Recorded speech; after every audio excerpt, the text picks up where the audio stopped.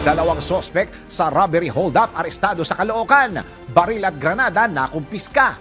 Naritong news scoop ni Beth Samson. Naaresto ng Caloocan Police ang dalawang lalaki na sangkot sa insidente ng robbery hold-up kahapon ng umaga sa 8th Avenue, Barangay 61, Caloocan City. Kinilala ang mga suspect na si alias Romel, 18, at alias Mark, 19. Ayon sa ulat ng pulisya, hinold up ng dalawang suspect ang isang 31 anyos na online seller na si alias Liz ng cellular phone habang tinutukan ng biktima ng baril. Nagsasagawa naman ng pagpapatrolya ang otoridad sa lugar na maaktuhan ang nangyayaring komosyon at nagtangkapang takasan ang rumespondeng mga pulis. Nakorna ng pulisya ang dalawang suspect at narecover ang ninakaw sa biktima.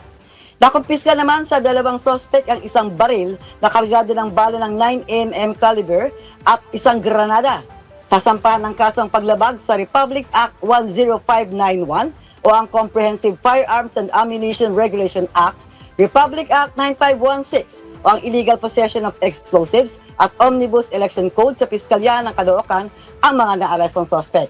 Pinapurihan naman ni Northern Police District Director Police Colonel Jose Ligan ang Caloocan Police sa mabilis na pagresponde sa tungkulin.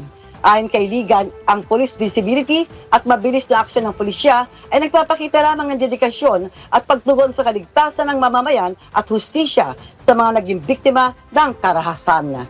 Ako, si Metra Patrol Beth Samson para sa Himpilang Metodong Lakas, DWIZ, nagbabalita ng tama, naglilingkod ng tama.